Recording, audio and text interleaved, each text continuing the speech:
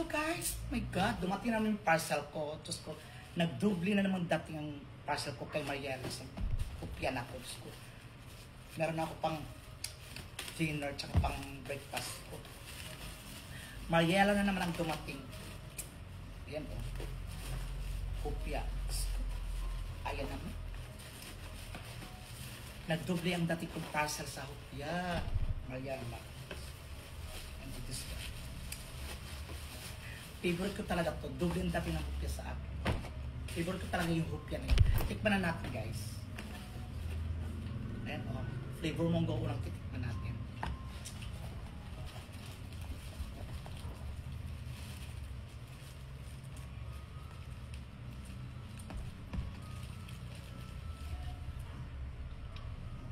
Sarap.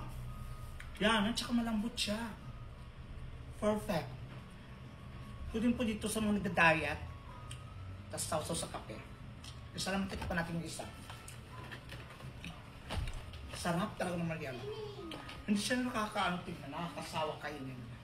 So yung flavor ng munggo.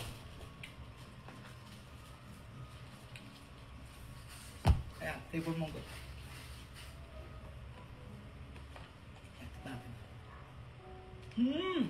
Sarap! Sarap! Ah, yes, bakit? Ayaw ko nga mag-order ka doon sa mama mo. Ay, joke lang. Huwag ka na umiyak dyan. Yung joke lang kita. Oh, tikman mo. Oh, ano masasabi mo kay Mariela? Masarap? Oo, sabi mo sa kanila dyan. Ano masasabi mo? Oh, say masarap. Sige, ubusin mo yan. Isa pang flavor ha. Ito pa. Ito pa. Sabi mo sa mama mo, mag-order siya nito. Ito mo isa. Iklan mo. Anong masasabi mo? O say, nakita na niya, masarap. So kayo, sabi mo sa mama mo, mag-order na kay Mariela. No? Punta ka na doon na. Punta na doon. Mag-order ka sa kay Mariela. Mag-check out na. O ayan, nakita nyo na. Gusto ko mag-order na kayo dyan habang sa Yellow Basket, mag-order na kayo.